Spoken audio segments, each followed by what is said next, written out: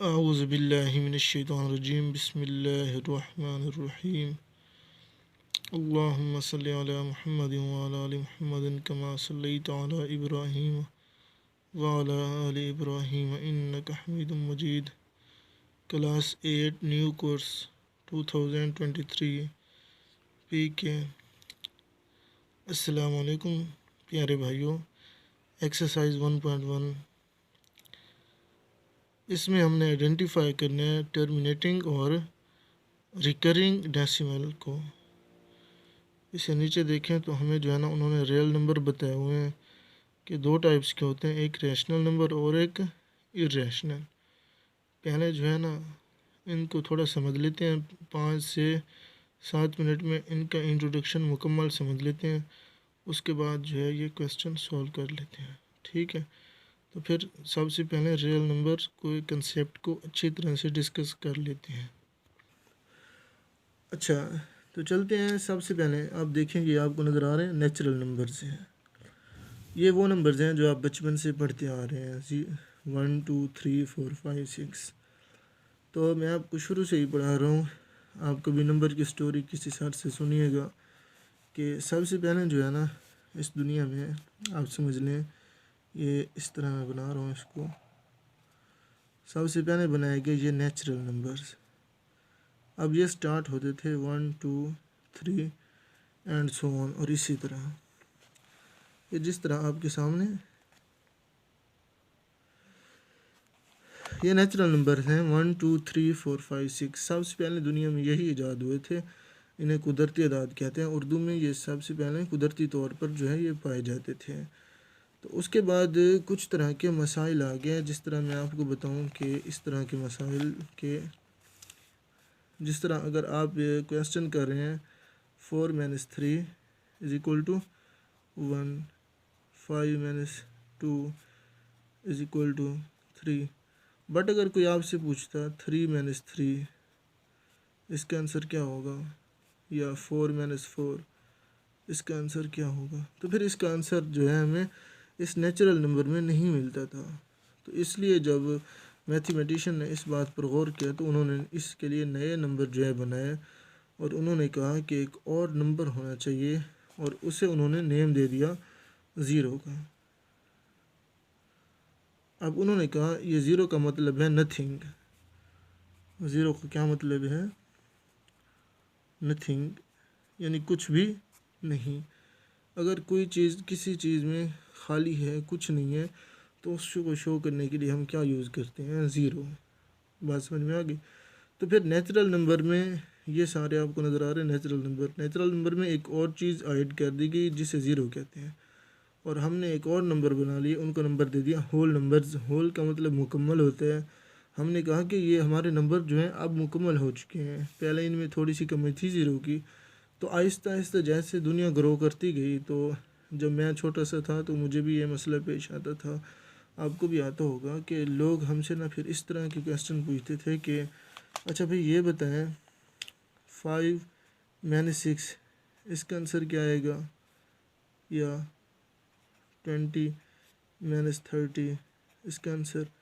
यानी वो आपसे इस तरह पूछते थे कि बड़े नंबर में से छोटे नंबर, यानी छोटे नंबर में से बड़े नंबर को मैनेज करें तो हमारे पास आंसर क्या आएगा। तो फिर इसका आंसर हमारे पास कुछ नहीं होता था। वो इसलिए नहीं होता था, वो ये तो मैनेज हो ही नहीं सकता, हम ऐसे कैसे थे। लोग पूछते थे कि 5 में से 6 मैनेज करें तो हमारे पास आंसर क्या आता है। हम कहते थे भाई ये तो मैनेज हो ही नहीं सकता, it is impossible. But mathematician ने कहा कि ये भी पॉसिबल हो सकता है, ऐसे नंबर को भी हम मैनेज कर सकते हैं। तो उन्होंने कहा अगर आप 5 में से 6 को मैनेज कर रहे हैं तो 5 के साथ तो सिंबल है प्लस की, 6 के साथ है माइनस की, तो इनमें जो बड़ा नंबर है यानी 6, उसके में से छोटे नंबर यानी 5 को हम मैनेज कर लेंगे। इनके सिंबल को जो है अभी जो है नज़रअंदाज कर देंगे। 6 में से 5 को माइनस करेंगे तो हमारे पास 1 बचेगा, लेकिन अब 1 के साथ हम सिंबल वो बड़े नंबर वाली यानी माइनस यूज़ कर देंगे, उसको छोड़ देंगे। इसी तरह इसका आंसर भी माइनस का 10 आ जाएगा। तो फिर उन्होंने कहा ये जो हमने नेगेटिव नंबर न्यू इजाद किए हैं, बनाए हैं, ये तो इधर होल नंबर में मौजूद नहीं है। जिन नंबर को हम कंप्लीट कह रहे हैं, मुकम्मल कह रहे हैं, उनमें ये नंबर मौजूद नहीं है। तो उन्होंने कहा ठीक है, इसके लिए एक और नंबर बनाते हैं। ये मैं साथ साथ ये भी बनाता जाता हूँ कि पहले नेचुरल नंबर थे, फिर इनके लिए एक और नंबर की ज़रूरत पड़ी, उस नंबर को नेम दे दिया होल नंबर का। इसमें सिर्फ ज़ीरो का इजाफा किया गया, बाकी सारे यही थे। अब उन्होंने कहा भाई होल नंबर के अलावा हमें किसी और नंबर की भी ज़रूरत है। जिस तरह मैंने आपको ये कहा है कि माइनस के आंसर आते हैं, तो उन्होंने दूसरे नंबर जब इजाद किए तो उनको नेम दे दिया इंटीजर्स का। इंटीजर्स को मैंने इधर दो तरह से शो किया है, +-1, +-2, +-3 भी आपको नज़र आ रहे हैं, और इसी तरह प्लस वाले मैंने अलग करके लिख दिए और माइनस वाले अलग, इसी तरह भी आप इनको देख सकते हैं। तो ये जिनमें माइनस हमने शामिल कर दी, हमने इन नंबर्स को नेम दे दिया इंटीजर्स का। हमने कहा भाई इसमें ये वाले जो हैं ये आपको नज़र आ रहे हैं, ये तो सारे के सारे होल नंबर हैं। हमने कहा इंटीजर्स में होल नंबर तो सारे के सारे ही होंगे, लेकिन इंटीजर्स में हमने इजाफा किस चीज़ का कर दिया, माइनस वाले नंबर्स का। तो फिर हमने कहा भाई जिस तरह नेचुरल नंबर होल नंबर के अंदर होता है, इसी तरह अब होल नंबर और नेचुरल नंबर दोनों के दोनों अंदर होंगे किसके, भला, इंटीजर्स के। बात समझ में आ रही? इंटीजर्स में हमने मेन इजाफा किस चीज़ का किया था, ये माइनस वाले नंबर का। चलें, अब जो सवाल खड़ा होता है, और इधर आपके क्वेश्चन नंबर 1 है जिसके इंट्रोडक्शन के लिए मैंने सारी बातें की हैं, अब वो आ रहे हैं। अब उन्होंने ना एक और चीज़ का इजाफा किया। फ़र्ज़ करें एक बंदा है, उसका नाम है अहमद, उसके ना 2 बेटे हैं,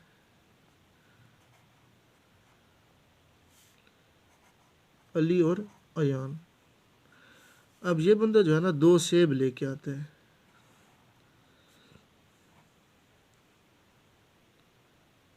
एक सेब जो है अपने बेटे इस अयान को अली को दे देता है, और एक सेब जो है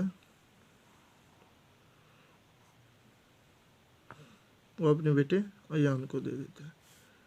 अच्छा, अब यहाँ से आप देखें ना, हमने कहा भी ये बंदा ना 2 सेब ले आया और इसने एक एक तकसीम कर दिया। अब हम कहेंगे इसने अपने बेटों को कितना कितना दिया, तो आप कहेंगे सर 1-1 दिया, इसको भी 1 दिया, इसको भी 1। लेकिन मैं कहता हूँ इसको 2 नहीं मिले, बल्कि ये 1 ले आया। कितना ले आया, 1।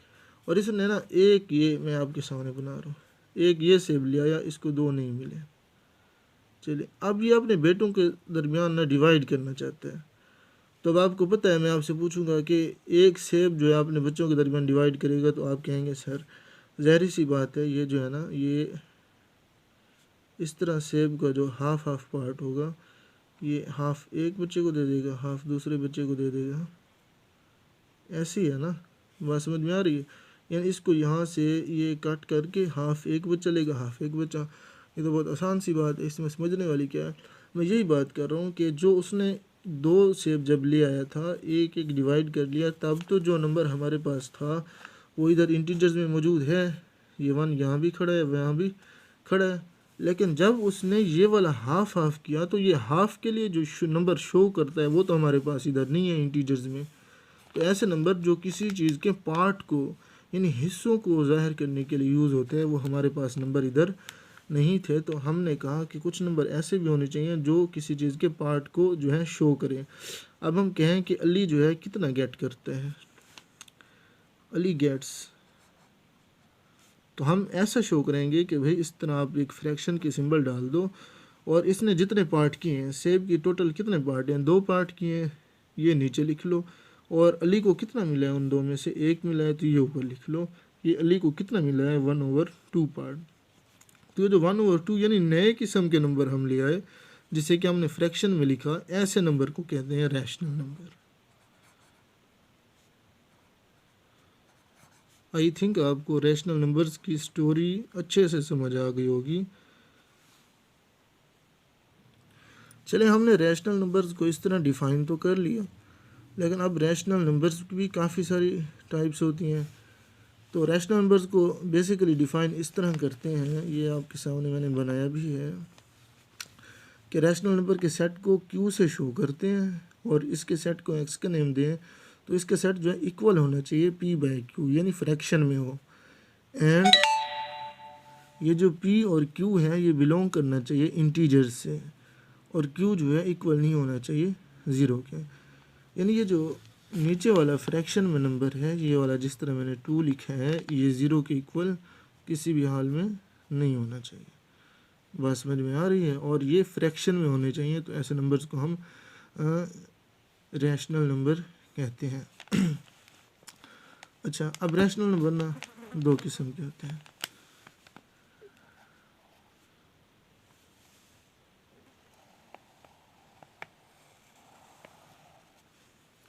इधर मैं क्यू लिख दूं कि नया नंबर जो है वो क्यू है।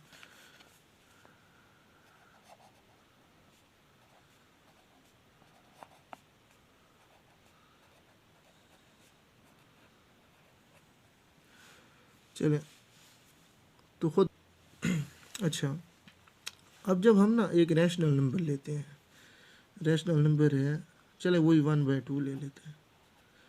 हम ऐसा करते हैं, ऊपर वाले नंबर को डिवाइड करते हैं नीचे वाले नंबर से।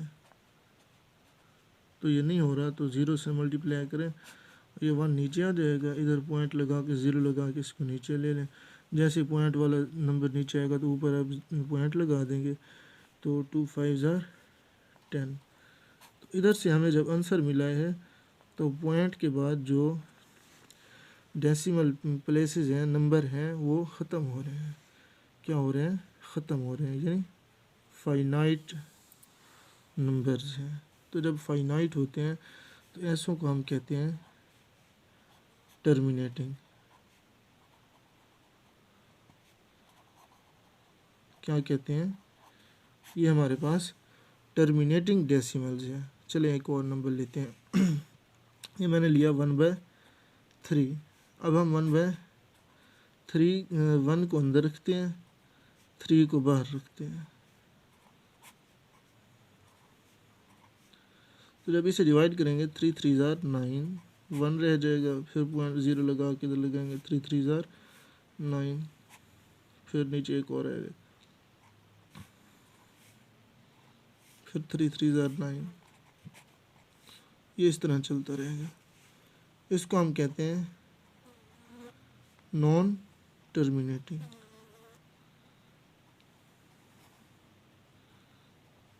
अच्छा, एक और नंबर ले लेते हैं, 22/7,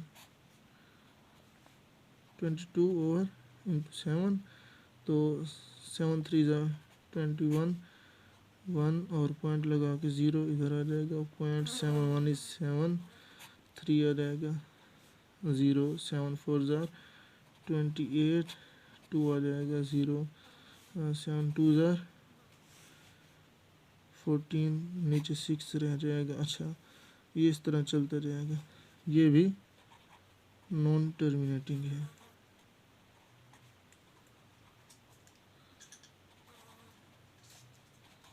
चलें, अब हमने ना यहाँ से 2 किस्म के रिज़ल्ट गेट किए हैं, वो मैं आपको आगे दिखाता हूँ। चलें, जब हमने उनको डिवाइड किया तो 1/2 का आंसर है 0.5, यानी ख़त्म हो गया था। ये क्या हो गया? ख़त्म हो गया। तो हमने इसको नेम दे दिया टर्मिनेटिंग है भाई। ये डेसिमल कौन सा है? टर्मिनेटिंग। अब ये जो आपके सामने है ये ख़त्म नहीं हो रहा, तो ये कौन सा है? नॉन टर्मिनेटिंग है। लेकिन इसमें नंबर जो है बार बार आ रहे हैं।